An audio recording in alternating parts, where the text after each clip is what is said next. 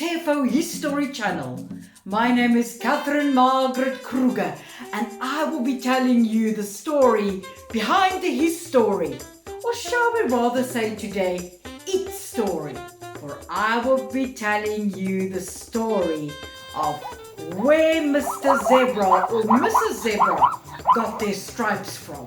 So get yourself a cup of coffee, sit back and let's start histouring around. Now before we get to the story of where Zebra got its stripes from, let's first get rid or tell all the jokes about zebra that I know. The first joke would be, what is the difference between a male zebra and a female zebra? Come on, I will give you a little bit of time to think. It is zebra. That's really funny. Then why did the donkey not cross the road? He saw what happened to zebra. My last joke would be, why are zebra striped? Wait for it. Because they do not want to be spotted. Okay, let's go on with the story. That was funny. Come on. Is a zebra a horse? Yes, indeed. Zebra are the wild horses of Africa.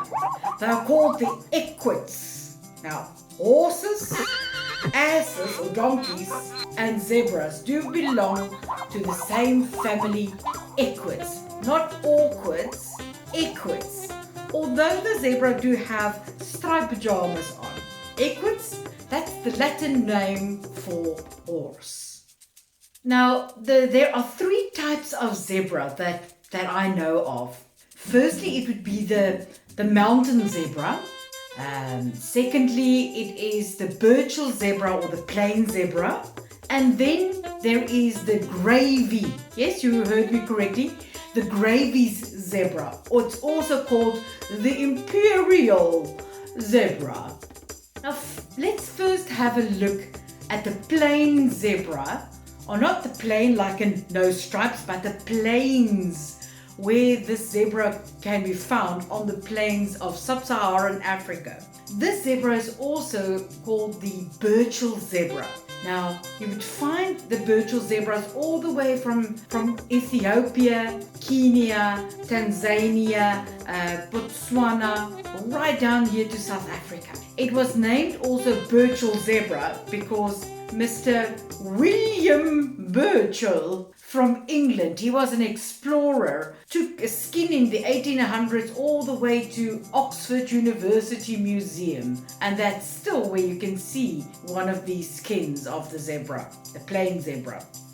Now, of all three species of zebra, the Burchell zebra or the plain zebra do have the broadest stripes. These stripes is all the way from their backs and nearly joining here at the bottom of their stomachs. So the stripe is sort of nearly around the zebra's body. It's got stripes all the way down except on their legs. Their legs is nearly stripeless. These Burchell zebras, they love to graze on big open plains, but they're not fussy eaters. They just don't like it when the bush is very thick. Then, they would rather look for somewhere else to graze. Now let's have a look at the zebra graffy or zebra gravy. Don't know how to pronounce it, but anyway, they got their name from the King of France, Julian Graffy or Jules Gravy. I don't know how to pronounce it, but let's go on with the story. Jules Gravy got this zebra as a present from the king of Abyssinia. Abyssinia, nowadays it's called Ethiopia.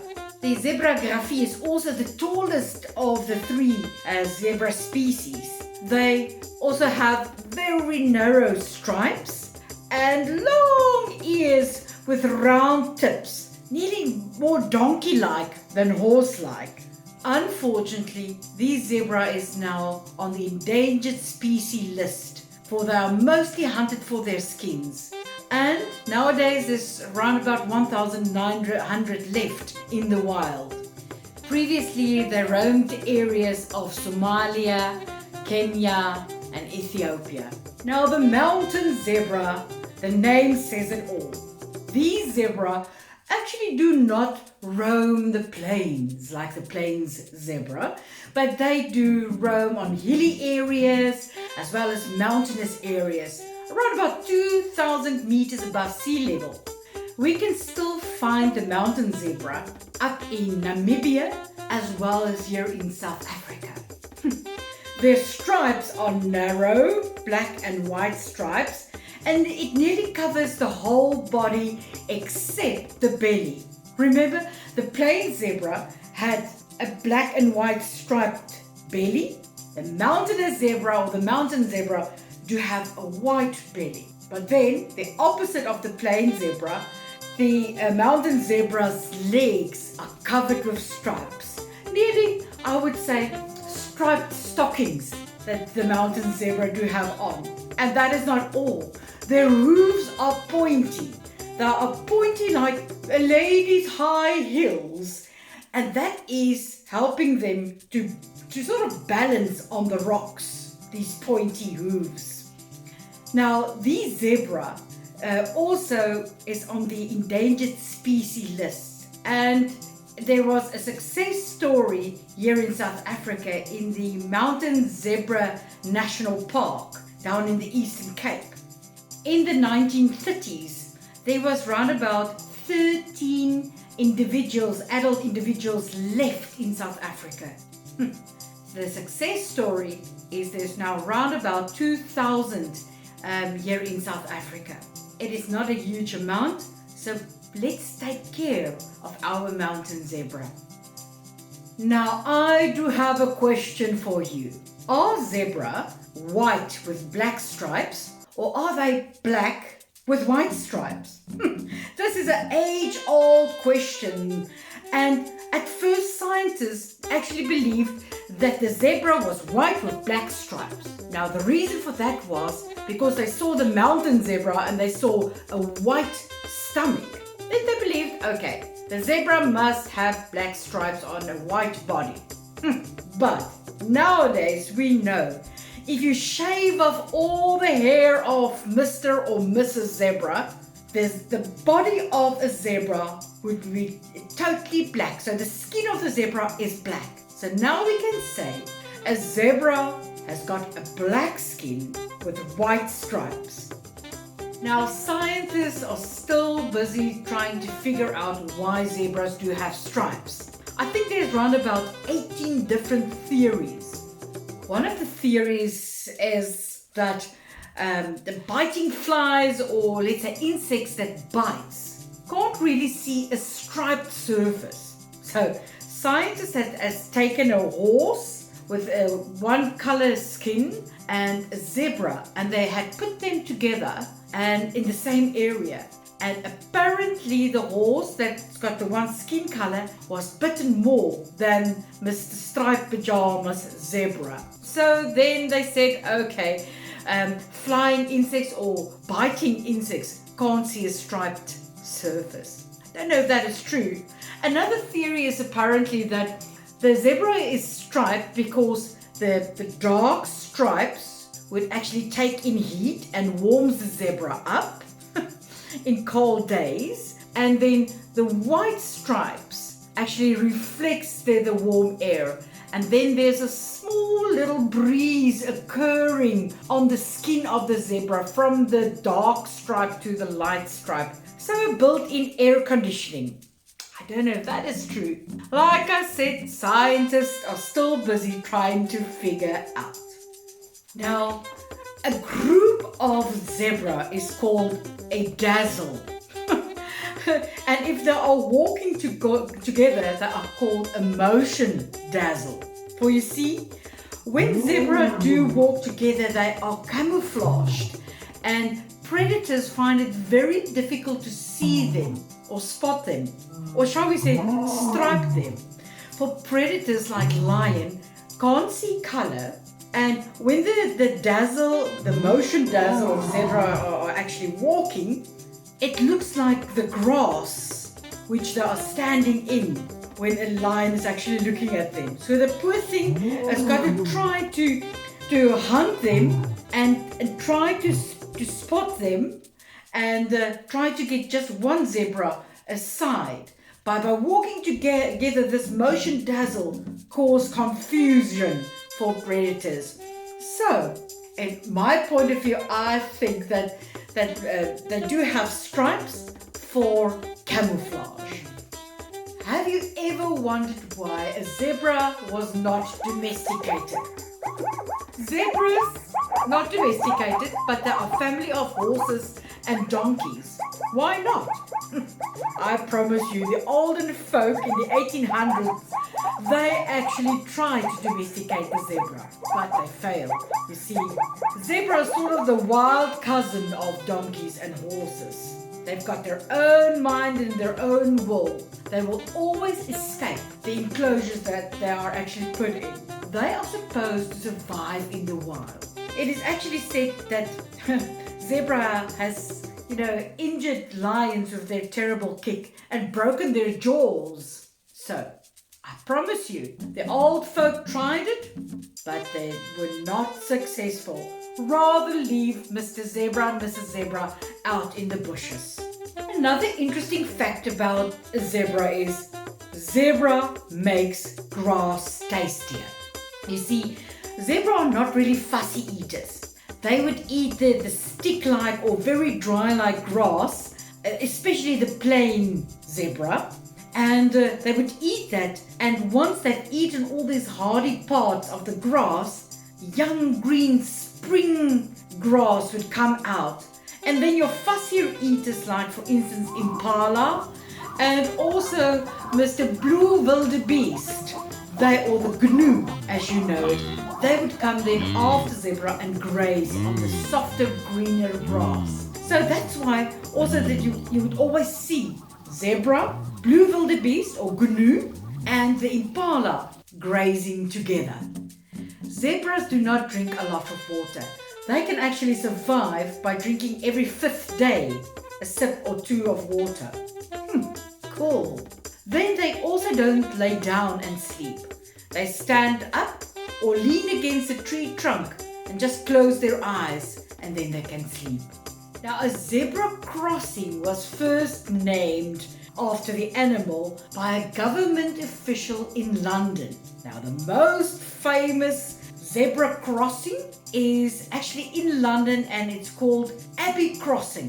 Why is it actually so famous? Because the Beatles crossed over the zebra stripes or zebra crossing at Abbey Street, and that was their cover of their 11th studio album. Do you know that after a baby zebra is born, it takes him only 6 minutes to stand, 20 minutes to walk, and already after 40 minutes a baby zebra can start running. Now that puts the human race to shame, I think.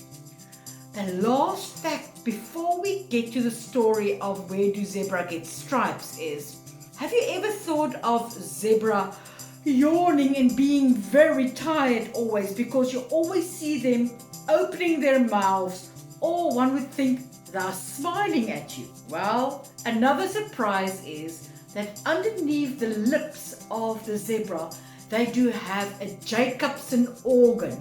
Now you'd ask me, what the heck is a Jacobson organ? That is the organ that picks up scent and a smell organ. So they've got an extra smelling organ. By lifting their lips, they can pick up senses in the air. There's a few animals that do have this Jacobson organ, like for instance the tongue of a snake. Even lion do have it in their mouth. That's why they're always like yawning and opening their mouths very wide. They're not smiling or yawning. It's the Jacobson organ smelling. Now the first story that I will tell you is that of the San or the Sandquap people that is living up in Namibia in the Kalahari Desert. They told the story to their children. A among the fire here in Africa. And they told their children, many African moons ago, there were a big drought period of time. And the animals were all looking for water. Ha! And then Mr. Baboon had found a watering hole. And Mr. Baboon thought by himself, Waha! Waha! This is my watering hole, and waha! I am the king of the watering hole, and nobody else will drink here. The word didn't spread through the plains, and Zebra and his son didn't heard about this, and they were still looking for water. And one day, Mr. Zebra and his son got out of the bushes, and they saw, oh my goodness, this is not a mirage, this is a watering hole. And they started running towards this watering hole, just to find Mr. Baboon sitting next to his nice warm fire. And Mr. Baboon shouted at them, Waha! Waha! Zebra, stop in your footprints. You cannot come closer. This is my watering hole, and you may not drink here. Waha! Waha! Mr. Zebra's son was quite a feisty looking character, and he didn't give a damn, and he shouted back at Mr. Baboon.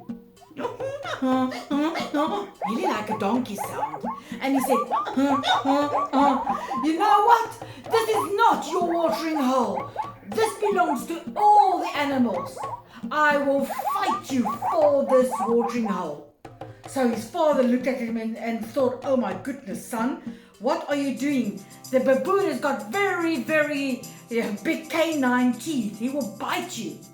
But then the young little zebra said, Dad, and I have a very, very powerful kick. I will fight him. And oh my goodness, 1, 2, 3, they were in a fight. You just saw this big ball of dust kicking up. Then you saw a zebra leg, white at that stage. And then you saw, oh my goodness gracious, there's the tail of the baboon. And suddenly, you just heard this big kick. And there goes Mr. Baboon flying through the air, and he landed on his bum. Wah! Wah!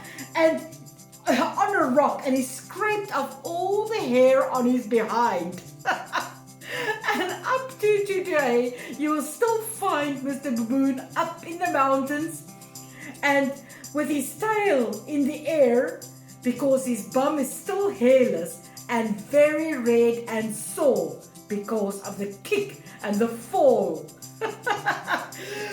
But then, with this tumble and this huge kick that the zebra gave, oh my goodness, he lost his balance and he fell in Baboon's fire. And then his whole body was scorched with black and white stripes, and he ran all the way and heading for the veld and the bushes. And up to today, that is why Mr. Zebra has got black and white stripes, and you'd always find him out in the bushes, still away from the mountains. And that's why he can live up to about 5 days without water, trying to sort of stay away from water, not repeating the whole story of falling in the fire. Now, story number 2 is actually my favorite.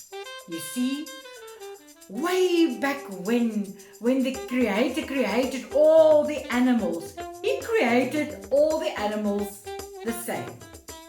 The same, you would ask? Yes, they were all just white animals. They hadn't had, spots or stripes. They had no horns, nothing.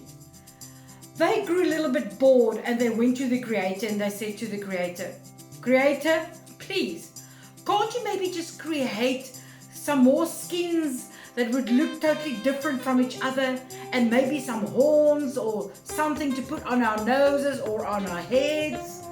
And the Creator thought by himself, that's a good idea.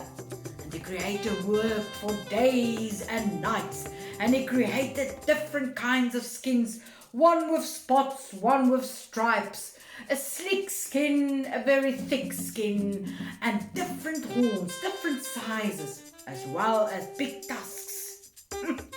So the creator called all the animals, come and choose your own new skins, your own horns, your own tusks.